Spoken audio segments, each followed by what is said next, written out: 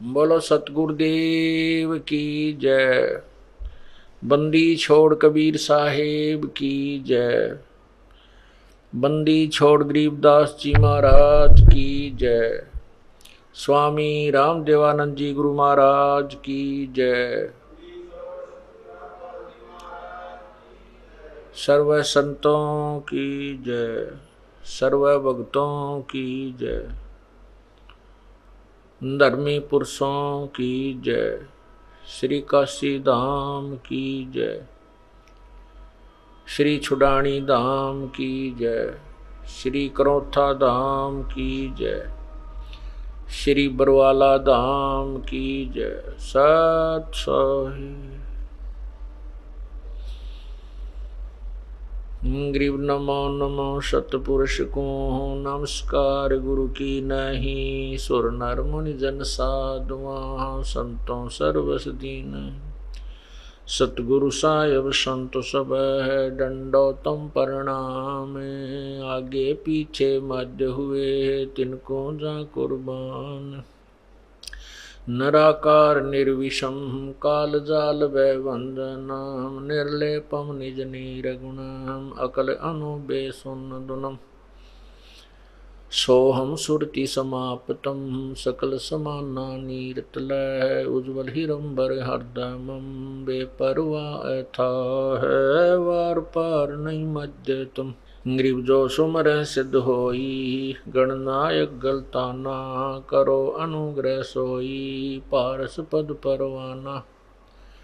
आदि गणेश मनाऊं गणनायक देवन देवा। चरण कमल लो लाऊं आद अंत करु सेवा। परम शक्ति संगीतम रिद्धि सिद्धि दाता सोई। अवगत गुण अतीतम सत्य पुरुष निर्मोही। जगदम्बा जगदीशम मंगल रूप मुरारी। तन मन अर्पों शीशम भक्ति मुक्ति भंडारी।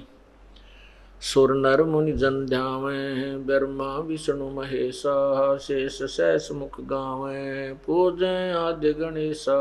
इंद्र कुबेर सरीखा वरुण धर्म राय ध्यावे। समर्थ जीवन जी का मन इच्छा फल पावे। 33 कोटि अदारा ध्यावे से 88। उतर बहु जल पारा कट है यम की फांसी। 33 कोटि अदारा ध्यावे से 88। उतर बहु जल पारा कट है यम की फांसी। सत सोही। कर जोरूं विनती करूं धरूं चरण पर शीश। गुरु राम देवानंद जी महाराज ने दियो नाम बख्शीश। कोटि कोटि सिजदा करूं कोटि कोटि प्रणाम। चरण कमल में राखियो मैं बांदी जाम गुलाम। अवगुण किए तो बहुत किए करत न मानी हार। बावे बंदा बख्श दियो बावे गर्दन उतार। जय इब कै सतगुरु मिले सब दुख आँखों रोए। चरणों ऊपर शेष धरूं कहूँ जो कहनी होए। गुरु जी तुम ना भूलियो चाहे लाख लोग मिल जाएं। हमसे तुमको बहुत हैं तुमसे हमको ना। गुरु जी तुम ना भूलियो चाहे लाख लोग मिल जाएं, हमसे तुमको बहुत है, तुमसे हमको नहीं। तुमरे विसारे क्या बने, मैं किसकी शरण में जाऊं।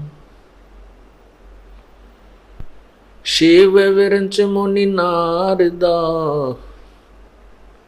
तिनके हृदय न समाऊं। मैं अपराधी जन्म का, नक्सक बरे विकार। तुम दाता दुख बंजना, मेरी करो संभार। पूर्ण ब्रह्म कृपा निदान, सुन के सो करतार। गरीब दास मुझ दीन की, रखियो बहुत संभार।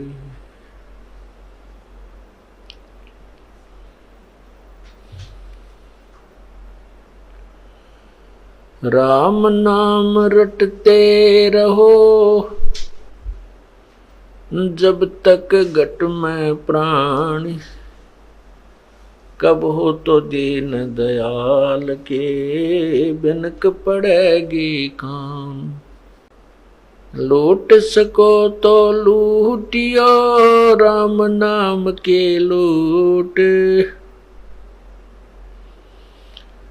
पीछे फिर पछताओगे, प्राण जहांगे छूट। नहीं भरोसा देही का, विनस जावे छिन माही। श्वास उश्वास में नाम जपो, और यतन कछु नाही। श्वास उश्वास में नाम जपो, व्यर्था श्वास मत खो। ना जाने इस श्वास को, आवण ओक न हो। कभी वो पृथ्वीपति चकवे गए, जिनके चक्र चलंत। रावण सरीखे कौन गिने, ऐसे गए अनंत। पहले गए ना बावड़े, रहते भी सब जाही। बिन साहिब की बंदगी, कहीं ठोर ठिकाना नहीं। जैसा मोती ओस का, ऐसी तेरी आव। गरीब दास करो बंदगी, बोर न ऐसा दावे। मानुष जन्म दुर्लभ है, ये मिले न बारंबार। तरवर से पत्ता टूट गिरे, वो बोर न लगता डर।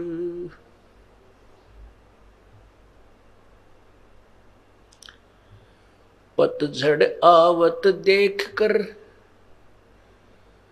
बन रोवे मन माही।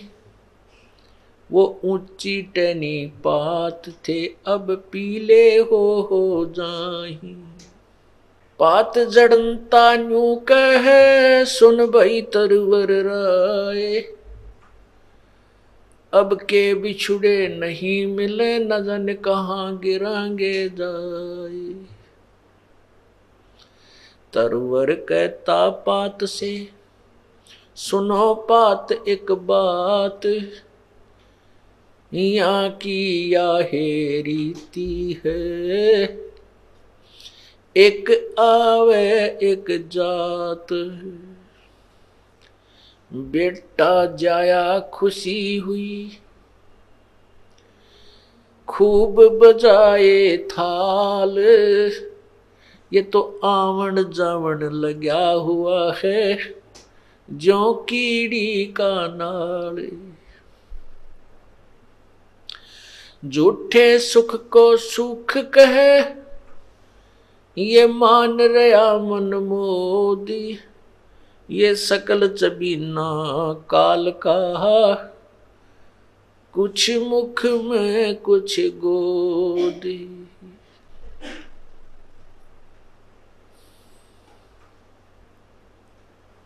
परमपिता परमात्मा बंदी छोड़ सारी सृष्टि के रचनहार कुल मालिक कबीर देव, कबीर परमेश्वर, कबीर साहब, हम काल जाल में फंसी हुई अपनी आत्माओं को अपने निज घर की खबर, जानकारी, उस सतलोक का ज्ञान स्वयं ही बताने के लिए आते हैं। हमने अपने पैर पर स्वयं ही कवाड़ा मारा था, अपने पैर को आप ही काटा था, अपने परमपिता से हम दूर हुए थे। इस काल की इस नाटकबाजी को, ड्रामाबाजी को जो ये तप कर रहा था वहाँ पर सतलोक में, उसको देख कर के हम इस पर आसक्त हुए थे। अपने परमात्मा से हमारी श्रद्धा हट गई थी, इसके अंदर हमारी आसक्ता बढ़ गई थी। हम अपने पतिव्रता धर्म से गिर गए थे। और जब पतिव्रता धर्म से गिर जाते हैं आत्मा, उसका कहीं ठिकाना नहीं होता। हम अपने परमपिता से आस्था हटा करके इस काल भगवान ज्योति निरंजन ब्रह्म के ऊपर आसक्त हुए और उस जरा सी भूल की आज हम कितनी यातनाएं सह रहे हैं, कितना कष्ट उठा रहे हैं।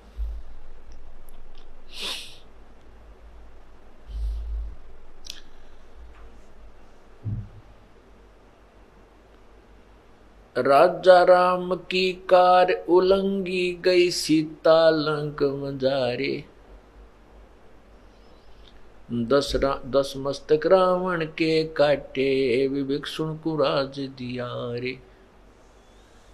परमात्मा बंदी छोड़ कबीर परमेश्वर हमें याद दिलाते हैं कि जैसे यहाँ की जो कथाएं आपने सुन रखी है, क्योंकि हमारा धर्म पवित्र धर्म में जन्म हुआ, बचपन से ही हम जो कथाओं की, जिन भगवानों की महिमा हम सुनने लगे थे, वो हमारे हृदय में समाई हुई हैं। उन्हीं के उदाहरण से हमें समझाने की चेष्टा करते हैं परमात्मा कि जैसे सीता जी ने जो लक्ष्मण जी ने कार लगाई थी कि इस रेखा के बाहर मत आना, इस रेखा से बाहर मत जाना, सीता जी को कहा था जब तक हम वापस नहीं आए तब तक आप इस रेखा से बाहर नहीं आना। अब सीता जी ने रावण को ना पहचान कर, वो एक साधु वेश में था और उसकी बातों में आकर के सोचा था कि इस रेखा से थोड़ा सा दूर जाऊंगी, इसमें क्या फर्क पड़ता है। अब वह तो उसकी सोच थी कि कुछ नहीं फर्क पड़ेगा, लेकिन जिन्होंने ये लगाई थी रेखा वो जानते थे कि जिसका घर ही छूट गया है तो उसके ऊपर आपत्तियां कितनी ही आ सकती हैं। जिसका राज भी छूट गया है तो उस पर आपत्तियां और भी बहुत आ सकती हैं। लेकिन सीता जी ने उनकी बातों के, उनके वचनों का उल्लंघन किया, परवाह नहीं की और उसके प्रतिफल में कितना कष्ट उठाया।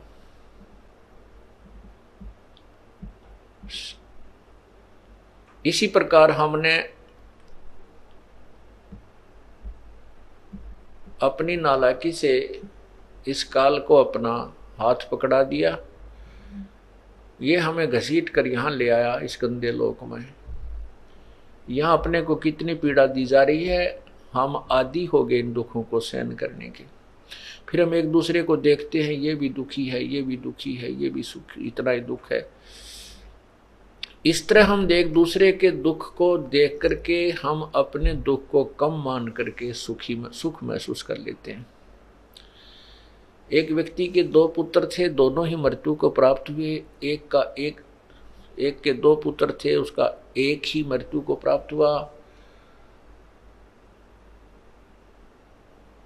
तो जो जिसके 2 में से एक मृत्यु हुई थी, वो व्यक्ति वहां गया जिसके एक ही पुत्र था, उसी की मृत्यु हो गई थी। तो वो भी बहुत दुखी था, और जिसके 2 में से एक पुत्र की मृत्यु हुई थी, वो भी बहुत दुख महसूस कर रहा था। वहां जाकर जब उसको पता चला कि इसका एक ही पुत्र था इकलौता, वो भी मृत्यु को प्राप्त हुआ, तब उसने राहत की सांस ली है, भगवान शुक्र है मेरा एक तो जीवित है।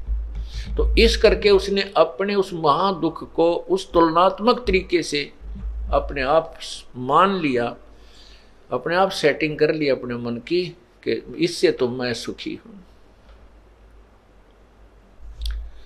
हम इस प्रकार यहाँ इस घोर कष्ट को सहन करते हुए भी अपने इन दुखों को यही मान लेते हैं कि इससे तो मैं सुखी हूं, और उस जो दूसरा जीवित है उसका क्या भरोसा है, ये कितने दिन रहेगा, यहाँ बुद्धि कभी नहीं जाती।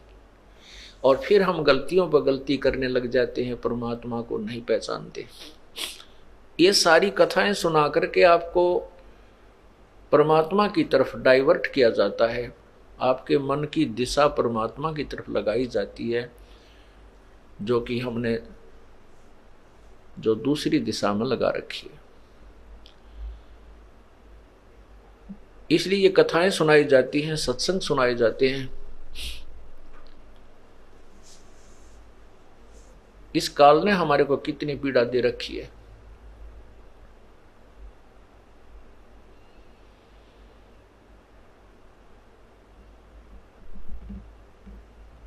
एक किसी भी पशु पक्षी के जीवन को आप देखिए, सर्दी का मौसम, दिसंबर जनवरी का महीना, और कुत्ते तथा कुतिया की योनि प्राप्त हो, शरीर प्राप्त है, गली में बाहर बैठा हुआ है, ऊपर से शीत लहर चल रही है, कभी हल्की हल्की वर्षा भी हो रही है, कभी तेज भी हो रही है, ओले भी गिर जाते हैं, और उस प्राणी को कहीं छुपने को स्थान नहीं है। जब वो 8 कमरे बना करके 8 कक्ष की कोठी में रहता था, 4 नीचे 4 ऊपर, फिर तीसरी अटारी, कारों में चलता था, एक परमात्मा के नाम बिना, प्रभु की भक्ति के बिना आज वो नादान प्राणी कितना कष्ट उठा रहा है। सारी रात तो रिहर्सल हुई, सर्दी आई, ऊपर से वर्षा आई, वहां से उठकर भाग गया, फिर ओले आ गए, फिर भाग गया, कहीं पर भी उसको कोई स्थान नहीं मिला छुपने का। खूब पीड़ाएं सहन करी, किसी मोटर गाड़ी के नीचे या बैलगाड़ी के नीचे घुस के उसने अपनी जान बचाई। सुबह हुआ, भूख लगी, किसी का दरवाजा खुला, दाव सा लगा करके अंदर पहुंचा, अंदर जाकर के रसोई की तरफ घुसा, क्योंकि महक आती है उसको अन्न की रसोई में। अब उसको रसोई में कौन जाने दे, और किसी घर के सदस्य ने देख लिया तो उसको भगवान तो वैसे निकाल दे, और निर्भाग सा उसके लठ मारे, टांग टूट जा, कमर में लगे, तो चिल्लाता हुआ बाहर निकले। फिर वो भूख समाप्त तो नहीं हुई, लेकिन पीड़ा अधिक बढ़ जाने से थोड़ी देर भूख को भूल जाता है। कुछ देर के बाद फिर वो भूख सताती है, तो दूसरे घर में जाता है, वहां उसकी किस्मत, उसको टूक मिले या लठ मिले। यदि वहां भी उसको लठ मिल गया तो फिर कहाँ चलेगा, वो गांव से बाहर भागता है, पूरी सपीटते हैं। और वहां क्या खाता है, फिर मल खाता है जाकर के, पेट भरने के लिए वो कुत्ता। और जब वो मनुष्य शरीर में था, उसको कितना है भगवान का ज्ञान समझा लेते, कितनी बार समझाते, लेकिन उसके जू नहीं रेंगे थी, उसका जच्चा नहीं थी, यकीन नहीं, विश्वास नहीं होता था कि तेरे साथ या बिरान माटी होगी, तेरी ये दुर्गति भी हो जाएगी। पुण्यात्माओं, हमारी सोच एक जीव की है। चाहे हम कितने बुद्धिमान समझते हैं अपने आप को, चाहे हम कितने ही अक्षर ज्ञान युक्त, चाहे हम MA PhD कर लेते हैं, कितने बड़े डॉक्टर बन जाते हैं, लेकिन हम परमात्मा जैसी सोच, संत जैसी सोच नहीं रख सकते, क्योंकि हमारा क्षेत्र, हमारा जो विषय ही अलग हो जाता है, हमारी लाइन ही अलग होती है। संत और परमात्मा जो है, उनके द्वारा दिया हुआ ज्ञान, क्योंकि संत परमात्मा का दिया हुआ ज्ञान ही बताता है, और परमात्मा का ज्ञान कभी गलत नहीं हो सकता। हम चाहे अपनी जो बुद्धिमत्ता, जिसको हम पूर्ण मान सके, उसके आधार पर भले ही हम भगवान की बहुत सी क्रियाओं को रिजेक्ट कर देते हैं, लेकिन वो हमारे रिजेक्ट कर देने से वो रिजेक्ट नहीं होती। इसलिए हमने परमात्मा की प्रत्येक वाणी पर ध्यान रखना चाहिए, विचार अमल करना चाहिए, उनको सत्य माननी चाहिए। परमात्मा क्या बताते हैं,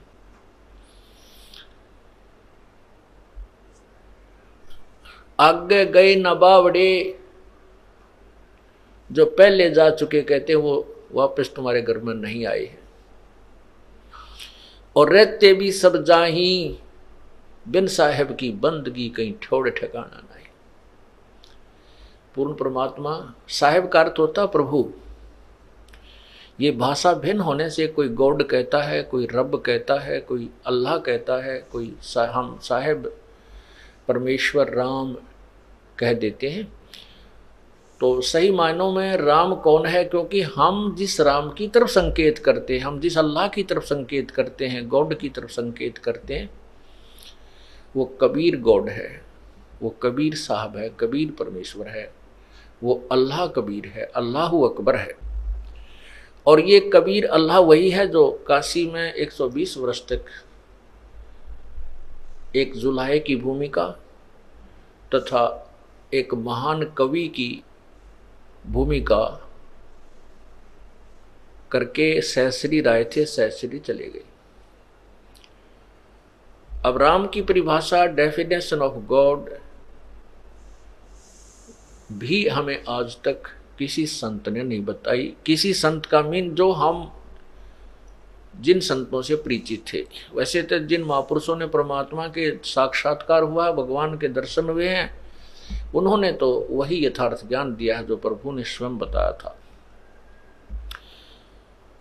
उन संतों को छोड़कर जिन्होंने परमात्मा का साक्षात्कार हुआ है और स्वयं परमात्मा प्रभु ने आकर के, साहेब ने आकर जो ज्ञान दिया, उसके अतिरिक्त अन्य ऋषियों, महर्षियों और संतों को तो परमात्मा की परिभाषा का भी ज्ञान नहीं था।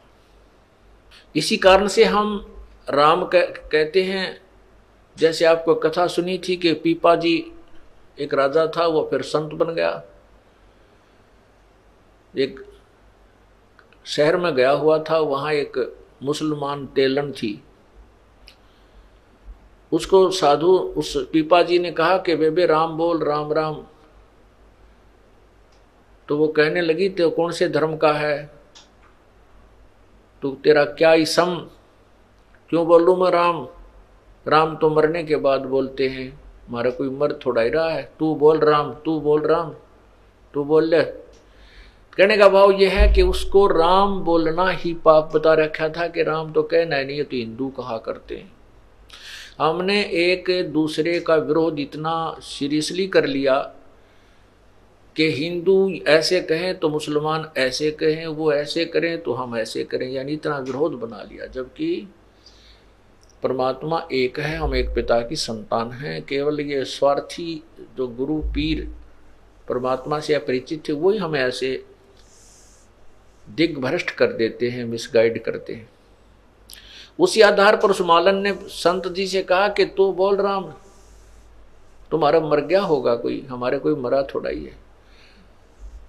तब पीपा जी ने कहा था कि तेरा मरियो खसम, चल तेरा पति मर जाएगा, तू फिर तो बोल लेना राम राम।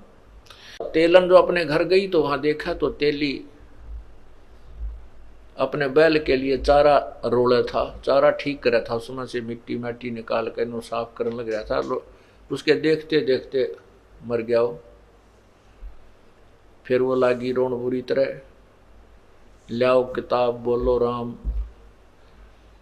तब पीपा जी कहने लगे, ले माई अब बोल भगवान का नाम। अब तो बोलेगी ना कि परमात्मा का नाम तो ले ले कुछ थोड़ी बहुत देर, यही कारण से ही।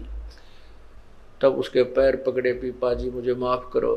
तब उसने कहा, नालायक, भगवान एक है, हमने दो बना लिए।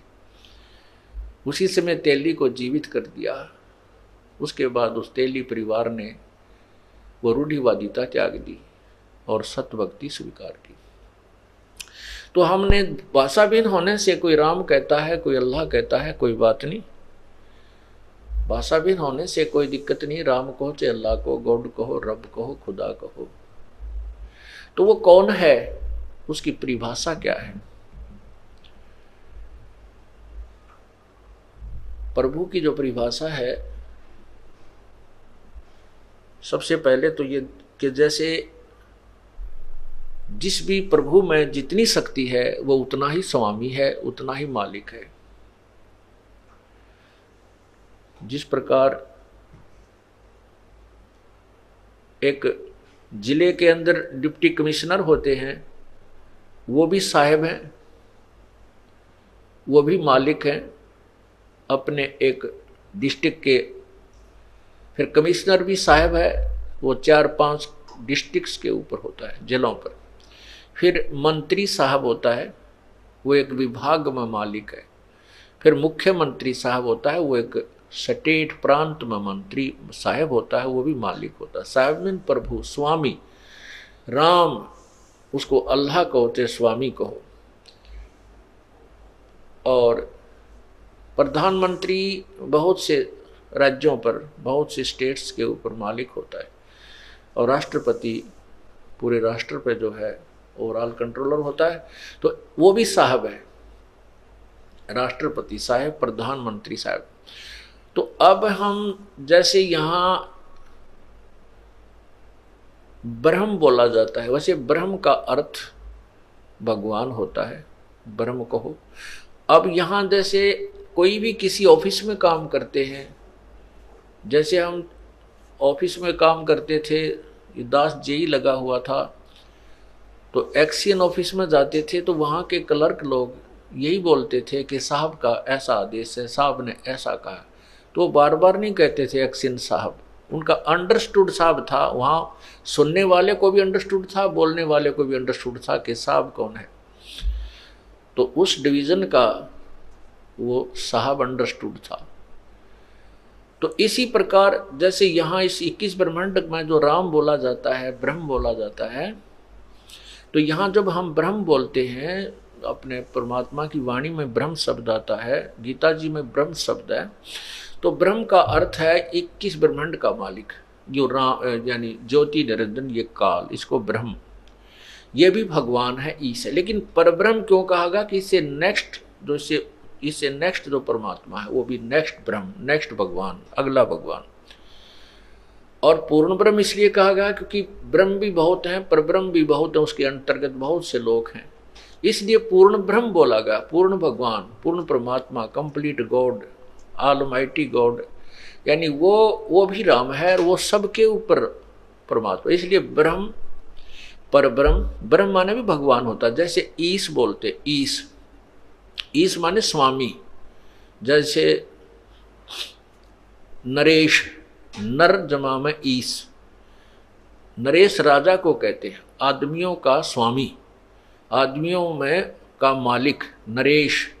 जैसे मृगेश बोलते हैं, मृगेश का अर्थ होता शेर, जो जंगली चौपाए जानवरों में मालिक, उनका प्रधान, उनका स्वामी।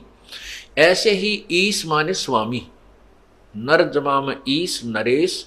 ऐसे ही ईश का अर्थ होता स्वामी।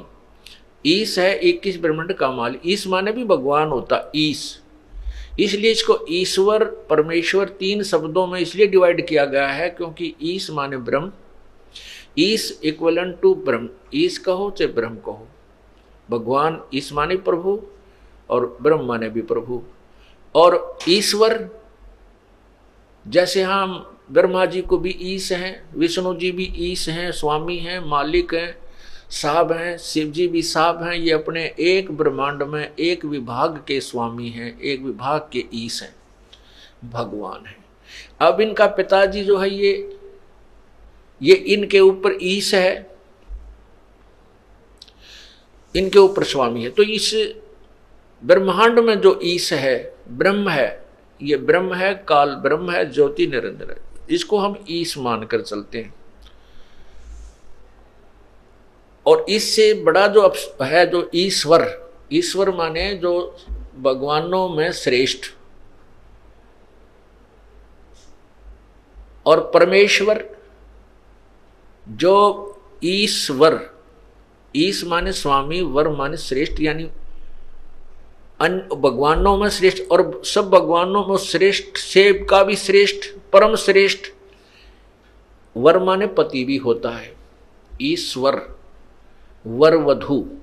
तो ईश्वर का अर्थ है उस स्वामी का भी, उस ईश का भी पति, मालिक, ईश्वर। और परमेश्वर, परमेश्वर उस ईश्वर का भी परम वर, उस ईश्वर से भी परम श्रेष्ठ परमेश्वर कहलाता है।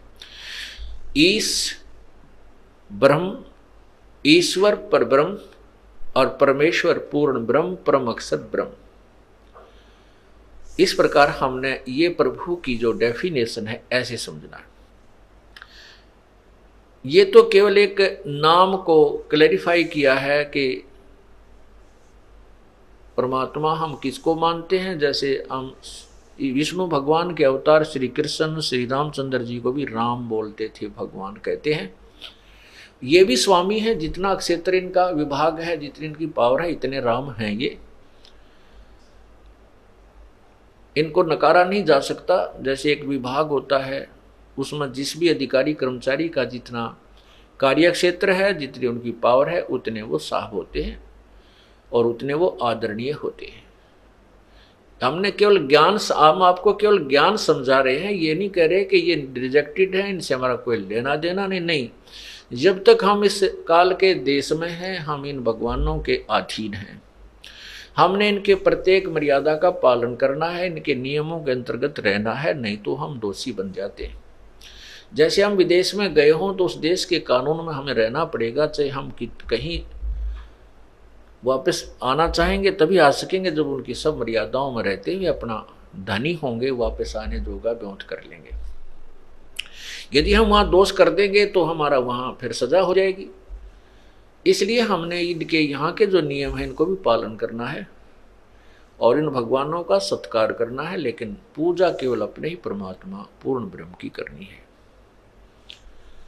जैसे किसी भी ऑफिस में आप जाइए, चाहे भले ही आप किसी मंत्री मुख्यमंत्री के भी व्यक्ति हो, फिर भी आपको वहाँ के कर्मचारी अधिकारियों को सत्कार ही कर देना होता है शिष्टाचार के नाते। नहीं तो वो उल्हाना देंगे कि आपका व्यक्ति आया था और हमारे साथ बदतमीजी की, तो वो साहब वो मंत्री और मुख्यमंत्री भी आपसे रुष्ट हो जाएगा कि तो भाई ऐसा नहीं। तो इस प्रकार हमने कहने का भाव यह है कि हम प्रत्येक मर्यादा को निभाते हुए भक्त बनेंगे और परमात्मा पाएंगे। अब जो प्रसंग चल रहा है, हम इस काल भगवान के जाल में फंस गए और अभी तक हमें इस काल ने इतना ज्ञानहीन बना दिया कि हमें ये भी नहीं मालूम कौन राम है, हम किसकी पूजा कर रहे हैं। अब जैसे मुसलमान भाई कहते हैं परमात्मा अव्यक्त है, अल्लाह निराकार है, मतलब वो अदृश्य है, उसका नाम क्या है? नाम कोई नहीं। स्थान क्या है कि सातवें आसमान पर अल्लाह रहता है। तो इससे एक तो बात ये सिद्ध होगी परमात्मा साकार है, क्योंकि वो एक देशीय एक स्थान पर रहता है। दूसरा, उनको ये नहीं मालूम कि उसका नाम क्या है। वो अल्लाहु अकबर भी करते हैं, लेकिन अल्लाहु अकबर है कौन? अल्लाह अकबर, अल्लाह कबीर। जैसे भाषा होती है, इसमें कबीर को अकबीर, जैसे अपनी संत भाषा में क्या बोलते हैं, स्थान को अस्थान, स्थिर को अस्थिर, ऐसे एक एक्स्ट्रा ए लग जाता है। जैसे कबीर को अकबीर, अल्लाह को अल्लाहू भी बोल देते, अल्लाहू, अल्लाहू कबीर अकबर। तो अल्लाहू अकबर कहने लगे, अकबर, अकबर का अर्थ भी कबीर है। तो इस प्रकार वो अल्लाह कबीर, ये अल्लाह का अर्थ भगवान कहते हैं, कबीर का अर्थ बड़ा कर देते हैं, बड़ा भगवान। अब वो बड़ा भगवान कौन है, उसको डिफाइन कर दिया आपको कि वो बड़ा भगवान कौन है।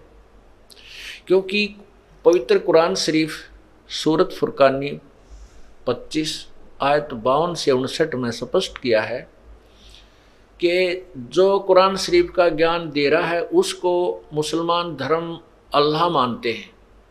जिस भगवान ने, जिस अल्लाह ने, जिस गॉड ने कुरान शरीफ का ज्ञान दिया है, उसको मुसलमान धर्म के भाई जो हैं वो कंप्लीट गॉड मानते हैं कि ये परमात्मा हमारा है। और वो कहता है कि हे पैगंबर अर्थात हजरत मोहम्मद, वो कबीर नामक जो परमात्मा बड़ा भगवान है, उसको ये काफिर परमात्मा नहीं मानते, अल्लाह नहीं मानते, तो इनकी बातों में मत आना, इन काफिरों का कहा मत मानना।